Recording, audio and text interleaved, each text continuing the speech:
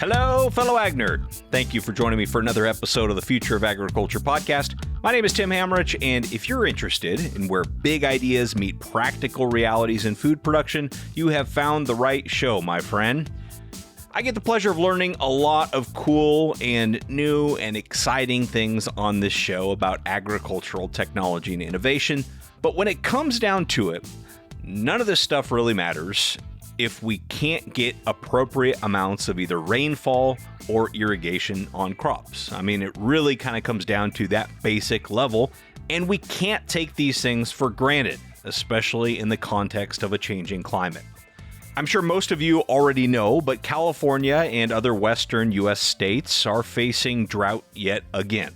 Both groundwater and surface water levels are dangerously low in many areas, and it's a major concern for the top state in agricultural sales in the U.S., California. So I wanted to do this episode on California water for that reason, as well as the fact that really they're not alone. Many areas of the world that rely on irrigated agriculture are struggling with the very same issues. Some are further along than California, some are not quite as far along and are choosing to sort of kick the can down the road. But this is a big, big deal for the future of agriculture. The potential solutions are definitely not easy and are often extremely complex. In fact, just the thought of doing a podcast episode, quote unquote, covering California water is laughable. Many books have been written on this subject. Lawyers spend their entire careers learning the nuances of this topic, and there really is just no way to sort of cover California water on one single podcast episode. But here's what I do have for you here today. Today's episode is going to be broken down into 3 different parts, so very different from our normal podcast. The first part is a brief primer on a few of the issues contributing to California's struggles with water. Secondly, a potential hydrologic solution going forward, which is groundwater recharge. Can we use the farm ground to actually replenish the groundwater that we've been depleting all of these years? It's got kind of some cool parallels to the carbon sequestration conversation. Can we incentivize farmers to put this stuff in the ground? Although instead of carbon, in this case, it's actually water. And finally, in the third section, we're going to talk about water markets by highlighting the new Nasdaq Veles California Water Index. Now, to help me in each of these 3 storylines, I've actually contacted 3 different people to be guests on today's show. So you're going to hear from Dr. Safeeq Khan, Dr. Helen Dahlke, and Lance Coogan. Again, I can't stress enough that this is just the very tip of the melting iceberg of California water, but it is a start. So you can listen to previous episodes if you'd like. We've done on the show like 159, Water Economics with Dr. David Zetland, 161 with Adam Borchard, or 198 with Chris Peacock if you'd like to get more background and information on this topic. But start here. Start with today's episode. You're already here. Just sit tight, but go back and listen to those afterwards if you'd like more information.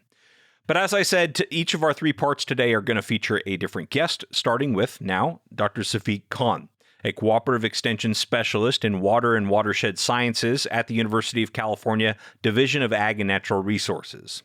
He really sets some great context for our entire episode, starting with the fact that droughts in California are nothing new, and they will inevitably continue, but our resiliency to face those droughts are what should cause us concern.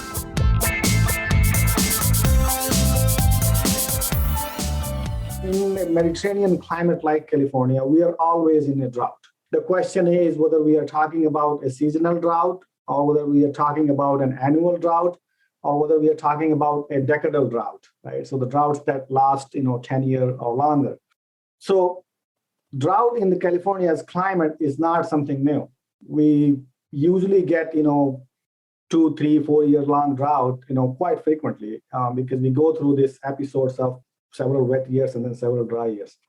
The question really is, because as you probably know, the temperature is getting warmer and warmer in the last, 20, 30 years. So the same drought is having a much bigger impact now than what it was doing in the past. Consequently, the current droughts are more, disastrous, so to speak, both in terms of the amount of dryness that they create and the amount of the fire hazard and all the other things that come with the drought. it's a more impactful, so to speak, not in a positive way, in a negative way. So 77 was another really, really dry episode in the California's history. Late 20s and 30s, there was another episode of prolonged drought that was, I believe it was 5 years longer. The same way that we had 2012, 2016 drought, there was another drought in 90s. So yeah, the drought in California's climate history is not new. What has changed? I would assume that the demands for water have increased drastically since, 1977. My hunch is that surface water storage, so supply has not gone up near as much as demand. Is that right? So our supply, to give you some numbers, I think we get about close to 110 million acre feet of precipitation each year on average. And about half of that basically goes back to the atmosphere through transpiration and evaporation and so on. So we have about I believe 40 million acre feet of water that we have to work with for everything. That includes, agriculture, urban, industrial use, and all sort of other stuff, right? So that's the amount of water that we have. And we always kind of, get that much once you average, over several years. What has changed in the last, let's say, 2 or 3 decades, 2 things. One is because we are in a Mediterranean climate, snowpack is very critical for our water supply. We can only store so much behind our dams. Much of the storage, in terms of water storage, is really in the form of snowpack that sits in the mountain. And so in the winter, we get snow, the water sits in the mountain, and it starts, melting in the spring and summer when you actually need the water. So the timing actually works perfectly. With a warmer climate, what is happening is actually the precipitation phase itself is shifting from snow to rain, right? So we are getting a lot more rain. Whatever, fewer or little storm that we're getting, all the precipitation is falling as rain. So what is happening is, all that water is actually, hitting the creek and the stream and, flowing down the stream. So it's not being held in any type of storage. So that's one thing that has changed, right? So our capacity to store water has shifted drastically. Not just the snowpack, but also our ability to store water behind the dam has also changed, because now we have to keep much more space in anticipation of a future flood. So because you're getting a lot more, wetter winters, a lot more rain, you cannot take the risk of filling the reservoirs early because that will create, a flood risk. So you cannot fill the dam, but at the same time, if you're letting the water go and in anticipation that you will get few more storms later in the season, and if you don't get it, then it's really, a bad situation that you're putting yourself. But those are the things that water managers actually kind of, battle with. Should I hold this water or should I let it go? If you hold it, what if you get a big storm that can cause flooding? If you let it go, then the challenge is, what if we don't get any other storm? So the shift in the precipitation phase is really, really critical for our water supply. And I don't think many people are actually paying attention to that. So the snowpack is key. The second thing that has changed is because of the warmer temperature, the atmosphere itself is, it's warmer, right? So the hot air can hold a lot more water, right? So the natural vegetation and evaporation from the water surfaces, be it lake or reservoirs, whatever, all of those things are increasing. So we are losing a lot more water. So if anything, our water supply actually is getting lower and lower. And in the valley side of things, in the urban side of things, we are basically our demand for water has gone up because it's hot, right? We need more water for growing food. We need more water inside our house. We probably need more water for our swimming pools. We need more water for our lawns. So everything that our demand has gone up. Supply, if anything, the supply has gone down, and our ability to store water is way lower than what it was. So all of these factors actually, amplifying the drought. I mean, that really clarifies the situation a lot. And also it's terrifying. What are realistic solutions? Because that doesn't play out very well, what you just described. Yeah. So in terms of some of the solutions, I think the state is moving in the right direction. I think some of the changes that occurred, learning from the previous drought. I think one of the thing that we actually came out of the drought was this legislation that was passed, which is the Sustainable Groundwater Management Act, right? Which puts a little bit more emphasis on managing the groundwater. which in the California's history, this is the first time that legislation that was passed to regulate groundwater. Otherwise, before that, the groundwater was unregulated. So now I think, the question is, how can we make up for the loss of snowpack in the mountains, right? What are the ways that we can store water? So there are two options that you will actually hear from water managers or people who work in the water sector. You can either build a new dam and hold water behind a dam, or you try to figure out a way to put more water in the ground, figure out a way to recharge our aquifers. Because if we go back 100 years or 150 years, the rivers were flowing naturally, and there was a working hydrologic system that kept replenishing and reflushing the system, the aquifer system, right, naturally. But since we converted the land into urban and ag, now the rivers are not flowing, the floodplain is no longer there, so the aquifer is not really filling. All we are doing is taking the water out of the aquifer. So the question is, how can we connect the system back again so there is a water going in, and then when at the time of need, you can take water out. So increasing the aquifer recharge during the time when you have water available. So that's one approach. Building new dams sounds very exciting, but unfortunately, we do not have a single river that is coming out of the Sierras where we already don't have a dam, right? I didn't catch that. We don't have the what? Oh, a single river. We don't have a single river without a dam. So where are you going to put a new dam? So that's the thing, right?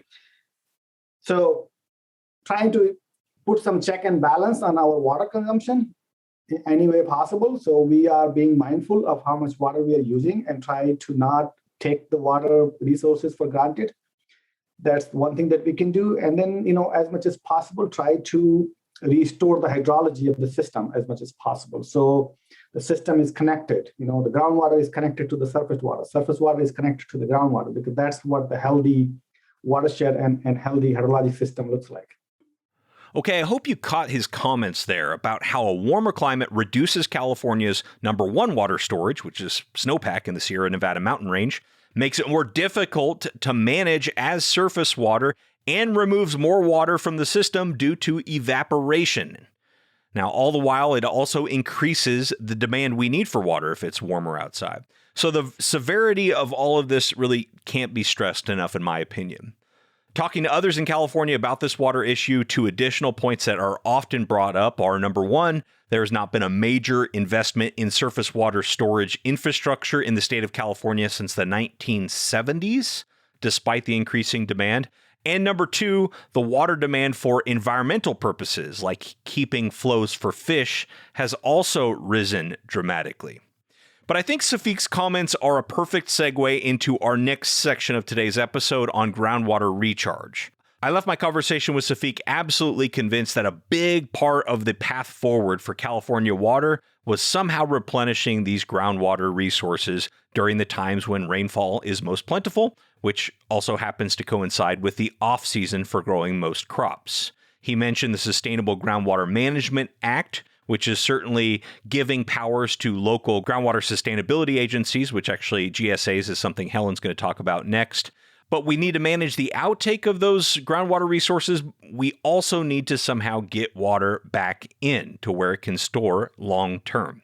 And this is where I'll introduce you to Helen Dahlke, Associate Professor of Integrated Hydrologic Sciences in the Department of Land, Air, and Water Resources at UC Davis.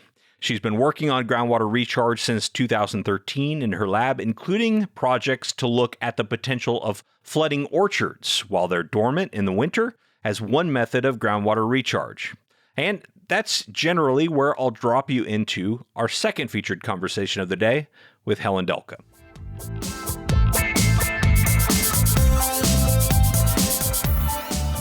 And the main motivation for this actually came during the last extended drought that we have. We had that 2012 till 2016 roughly.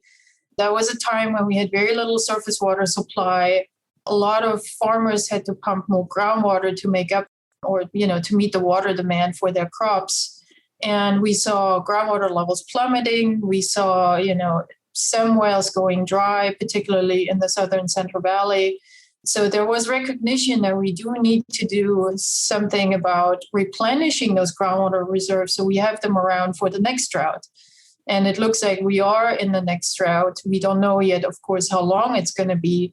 But in between those droughts, we really have to do something about replenishing groundwater reserves. So we have a savings account that we can make use of when we need more water. Absolutely. And what is required in order to recharge an aquifer? I mean, is it as simple as watering the ground as if it had a crop on it at that time, but just letting it sort of infiltrate the soil, or what goes into that?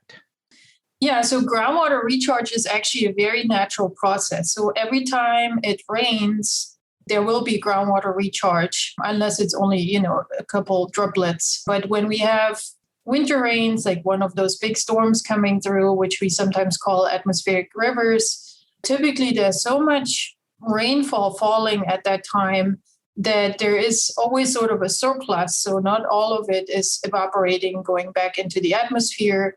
Some of it is accumulating in reservoirs and rivers, but a lot of it is actually infiltrating into soils and then seeping through the subsurface to our groundwater stores that we have in the mountains as well as also in the Central Valley. So with this winter recharge on ag fields, we're basically adding more water intentionally to our groundwater aquifers. So that intentional recharge uses water that comes, for example, from rivers or reservoirs that have too much, where we can make small diversions and just put it away before it runs down the river and out into the ocean. Okay. Is there anything sort of physical that we can or should do to the soil to speed up the process so it recharges quicker? Mm-hmm. Yeah, there are definitely some criteria. We like to recommend that whoever wants to potentially implement the practice, please take a look at them. Soil suitability is one big criteria. So you want to make sure your soil has high infiltration rates. The water is seeping into the ground very quickly.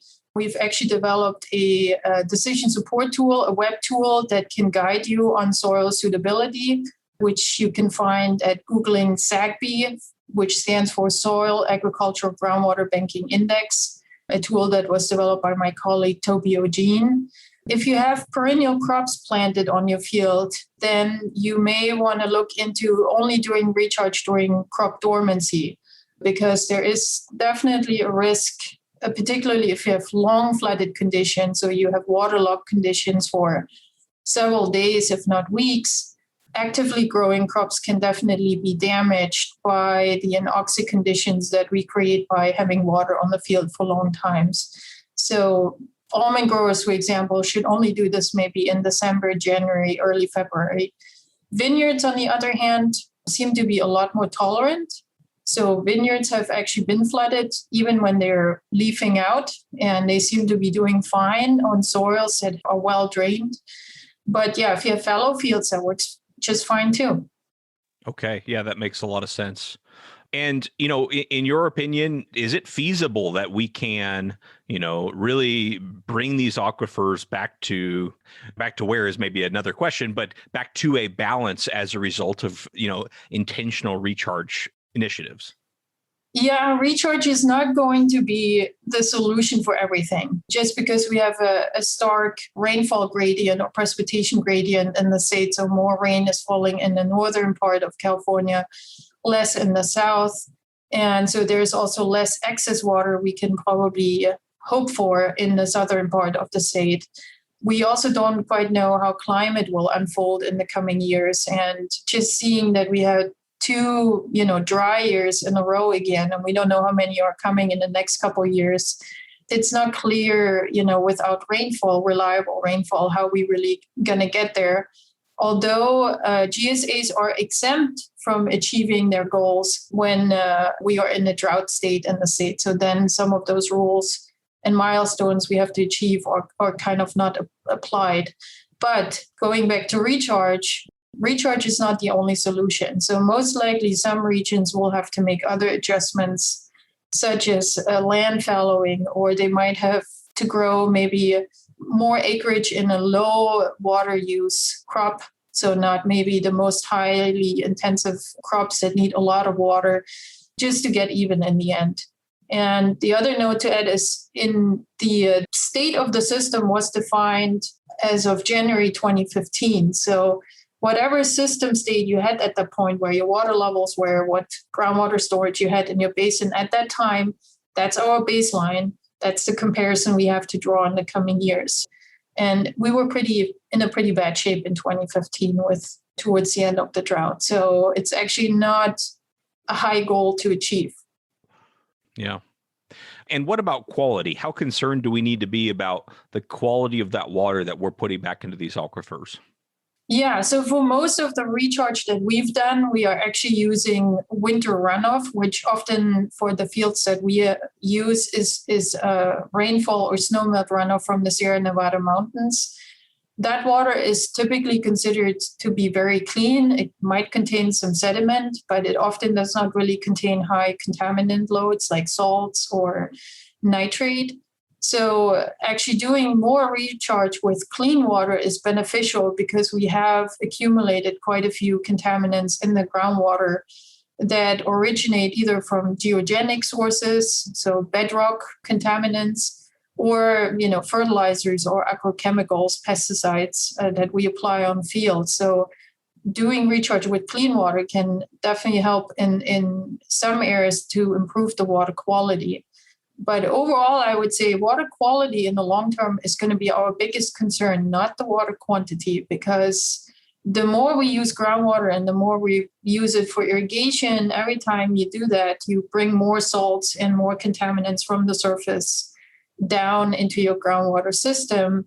And I think for the Tulare Lake Basin, for example, there have been studies, modeling studies that say that in 50 to 100 years, we can definitely see salinity levels that are not suitable for growing crops anymore. So we have to be careful about that. Yikes. Okay, that's a whole nother interview that we're going to have to do, but that's also terrifying. I mean, the thought would be we would have to desalinate our groundwater. Is that right? Yeah, I think that's not a bad option in the long term because the salt concentrations of that groundwater, they are still less saline than, for example, doing desalination of ocean water, which has a much, much higher salt concentration. But we may even want to think about, let's say, if we use water for processing purposes, like washing tomatoes, for example, after they have been harvested in the field, cleaning up that water before we recharge it, for example, or use it for other purposes like irrigation is much, much cheaper than having to do a full desalination cycle of highly saline water. So it's definitely easier and cheaper to do that. Okay, you heard Safeeq mention SGMA, or the Sustainable Groundwater Management Act, and then you just heard Helen talk about GSAs, or Groundwater Sustainability Agencies. So the legislation, the SGMA legislation, gave accountability to these GSAs to meet their groundwater goals over a certain period of time. So in some ways, farmers could be incentivized to recharge this groundwater, like many are talking about with carbon sequestration. It's another ecological service that farmers could potentially provide, whether it maybe be a sort of bank with deposits and withdrawals, or if it's an actual monetary incentive to help the GSAs meet their goals. Now, speaking of financial incentives, that brings us to our third and final section for today's episode, which is on water markets. Lance Coogan is our guest. He's the CEO of Veles Water, one of the masterminds behind the Nasdaq Veles California Water Index that launched just this past year. Now, this isn't a market necessarily where buyers and sellers show up to trade physical water, but instead an index of water prices that can easily be bought and sold. So, in other words, it's liquid. All right, I had to. But think of it like an index fund, which is a way to buy and sell large collections of stocks all at once. The price of this index follows the actual price of water, both groundwater and surface water, but it's cash settled, so no delivery of water ever happens. Just the contracts are settled up at the expiration date. It's helpful if you're worried that the price of water is going to move against you over time and you want to protect yourself from that risk. I'm going to let Lance explain a lot more, but first I asked the question that inevitably comes up in conversations about water markets, which is, wait, shouldn't water be free?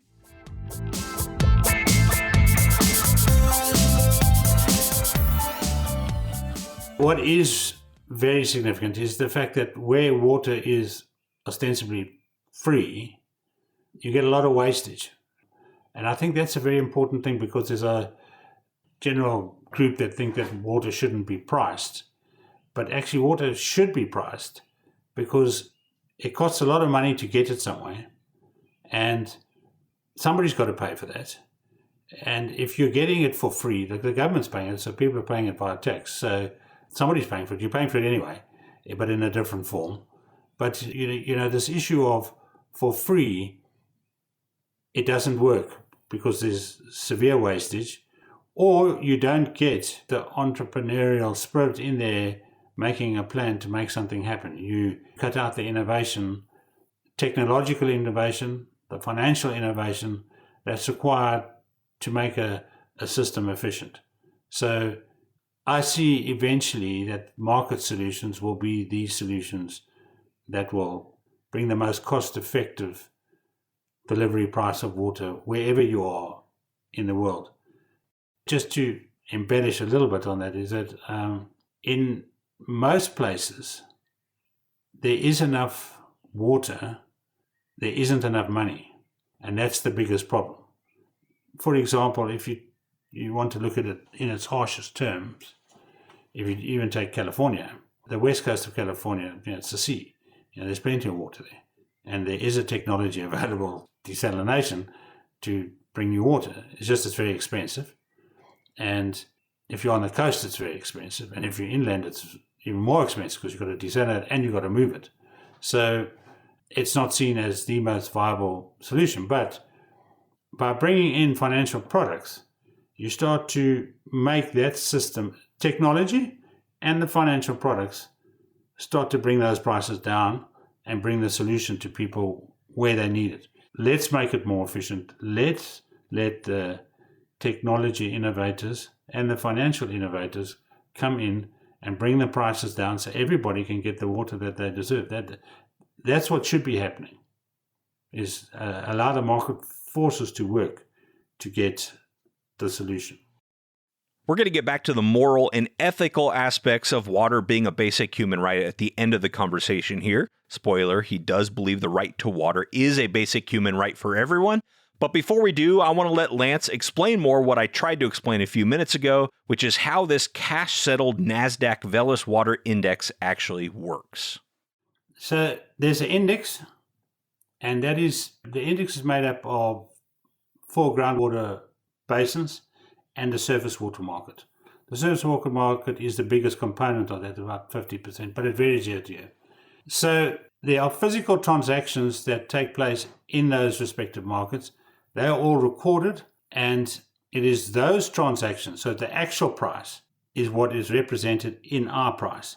It's a volume-weighted average of the actual trades that take place in the market. And only when an important issue is only when they get to full certification of the trade going through is that trade taken into account. So, for example, people couldn't say they're going to buy 1 million acre feet here and then pretend to buy it, and then the market goes a certain way and then comes back again because they didn't do it. It's only once it's through. So it's like a bit like a property transaction. The deal's only done when it's finally done. You can be talking about it for 3 months. So that actual price is where, on a monthly basis, the futures settle on that price. They expire at whatever that price is at that time. So there are 2 monthly futures and there are 8 quarterly futures, which will mean, just because of the way the year is 12 months in it, you'll always have 3 front months, and one of them will be a quarterly month that you can trade. But the very front month, like for example, now we're in May, the May contract is the nearest month. Whatever the water index NQH2O expires at the end of, on the expiry date of May, which is the 3rd Wednesday of the month, that is the price that your future settled at. So if you had bought a May in January this year, you would have been paying 500 and something for it. And now it's in the 900s. So what would have happened is you would have taken exposure, you would nearly have, the price has nearly doubled.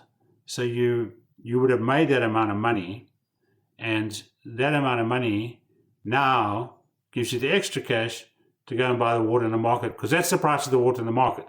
So you've made that money, to be able to pay for that water. So then you can go and get the water. You've got the excess cash to be able to pay the excess price that it's moved. And the other side of that trade is someone saying either they're bearish the price of water for whatever the case may be, or they're just saying, I think when this settles, it's going to settle lower than the current price, so I'm going to sell here. If you're a speculator, you generally take the view that you're trying to double guess the market, and you're not always right. Sellers sell for many reasons. For example, they've got their allocation and they don't need to use all of it. They're following fields, various reasons. People always have a reason to sell. So anyone who's got excess water exposure, and there are people with water exposure that is greater than their needs, they are forever selling. So it's also very difficult to double guess the exact highest price that the market's going to be. So to sell a bit a month, a bit the next month, a bit the next month, knowing that you're coming into the summer season, it's a time of relative strength in the price of water historically. So then you just sell into the strength, and at the end of the year, you have a look and say, we sold over 12 months. The average price for the year was 802, and our average price is 799 or 805 or something. So you don't have to exactly pick that moment when it's at its highest or at its lowest. For users and asset holders, you basically are doing the best you can to either sell your assets, or you could be hedging your assets. You might think, like now, for example, the price is relatively high. Some people say it's going to go higher. Some people say it's peaked. I don't know. But it is relatively high, especially from where it's been. And you can understand why people might want to sell without selling their water. They can lock in the price at 900 and something now. Whereas, in January you would have locked it in at 530 or something. And if it was the previous January, it would be 230. So you can understand why someone would look to lock in the price now. And for other people who want to hedge their water risk, but they're not in Southern California, are there spreads like another market where, for example, corn? Corn is number 2 yellow corn is number 2 yellow corn everywhere, and the difference is freight. So I can know that if it's this price in Nebraska, it's going to be somewhere around that price in Texas just based on freight. Does water work in similar ways? Not yet, but we'll get there. There is a correlation between water price in Southern California and regions close by. There is a thing called basis risk, which is the difference between your water price and the price of the index. And in various places in Southern California, it's similar to what you were mentioning in that the prices are related, and you can, your start, if the index is at 800 and that you buy your water at 750, but if the index goes to 900, your water goes to 850. It moves in the same proportion. So there is that, but further out, there are different factors that affect price. In Southern California, a lot of it is precipitation based, and there are other regions, Florida, the Northeast, etc., which are completely different to Southern California. Cool. Well, thank you for this explanation. It's really helpful. Anything else that we should make sure we mention? Just audience of kind of innovators in agriculture, a lot of progressive farmers, people in ag tech. Anything else about this that you think they might find interest while I have some time from you? Okay, so I think there's a bit of philosophy behind it, which doesn't really apply in Southern California, mainly because in Southern California it's very, very regulated. But there's in certain parts of the world, there's a philosophical thought process that, water should be free, and it's a human right. Well, it's not water that's a human right; it's the right to water is a human right, which I agree with. The concern is that Wall Street or the latest investment bankers and hedge funds that are going to buy all the water, and everybody else is going to die of thirst. So there is a bit of policy that should come in, and there are practical solutions to that. For example, and this applies to many countries actually, in a way it could apply to California, even though California doesn't need it, is that if you take the water supply, a big portion of that water depending on where you are in the world, but often where water's under stress is irrigation. In some places like in Africa, it's half mining, half irrigation. So you got your big water, then you got your middle water, which is normally business, and then you got your small water, which is the water comes out of a tap in homes, domestic use. A very small subsection of small water is the underprivileged population who either can't afford it or have no income. And that's who everyone's worried about. So policy decisions can be put in place where big water pays that big chunk, subsidizes that tiny little bit. And in most places in the world, we've done the sums, and it makes just about no difference to the price of water to the big players. They won't even notice it. So as you can tell, this can be a really helpful tool for water market participants, including farmers, to hedge their price risk, if there are, of course, enough participants to create a liquid market and maintain a liquid market out forward.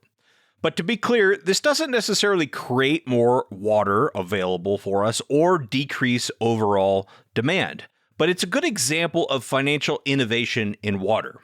So to Lance's point, putting prices on the value of water could incentivize conservation and could allow those using it for maybe lower value activities to monetize it by selling it to those using higher value activities and sort of letting the magic hand of the market, as they might say, do the work of distributing that.